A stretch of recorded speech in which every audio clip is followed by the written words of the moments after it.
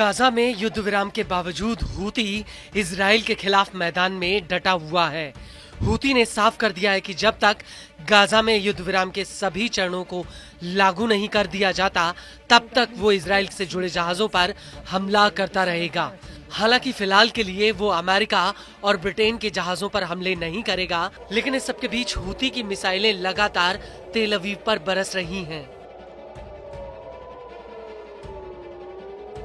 वहीं लाल सागर में हूती के हमलों का खौफ अभी भी बरकरार है, लेकिन इस सब के बीच हूती ने एक ऐसा फैसला किया है जो अपने आप में हैरान करने वाला है। हालांकि हूती के इस फैसले से अमेरिका और ब्रिटेन को थोड़ी राहत जरूर मिली होगी। दरअसल हूती का कहना है कि उसने इजराइल के जहाज गैलेक्सी लीडर के चालक दल को रिहा कर दिया है। हूती ने इस जहाज को 19 नवंबर 2023 को अपनी हिरासत में लिया था। इसको लेकर हूती की सुप्रीम पॉलिटिकल काउंसिल ने अपने एक बयान में कहा कि सना में यमन की सरकार ने गाजा के समर्थन में पकड़े गए जहाज के चालक दल को रिहा कर दिया है।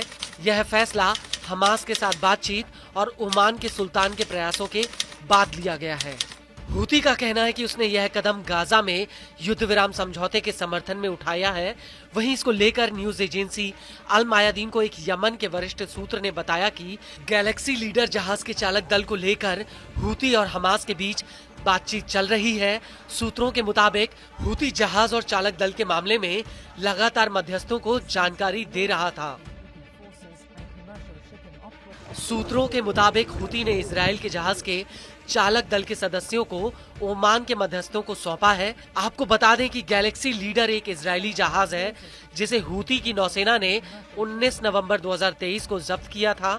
इस जहाज पर करीब 25 लोग चालक दल के रूप में सवार थे। इस सब के बीच अगर हूती के हमलों की बात की जाए तो नवंबर 2023 से लेकर अब तक हूती लाल सागर में 100 से ज्यादा हमले कर चुका है। हूती ने 2 जहाजों को समुद्र में डुबो दिया, जबकि एक जहाज को हूती ने अभी तक अपने कब्जे में रखा था। हूती के हमलों में कम से कम 4 लोगों की मौत हो चुकी है। हालांकि हूती के इन हमलों के जवाब में अमेरिका, ब्रिटेन और इजराइल ने हूती के कब्जे वाले पावर प्लांट और बंदरगाह पर कई हवाई हमले किए, लेकिन इसके बावजूद भी हूती के हमलों में कोई कमी नहीं आई। हालांकि हूती का कहना है कि वो लाल सागर में इजराइल के अलावा किसी और जहाज पर हमला नहीं करेगा, लेकिन इसके बावजूद शिपिंग कंपनियां अभी भी लाल सागर में अपने जहाजों को उतारने के लिए तैयार नहीं हैं।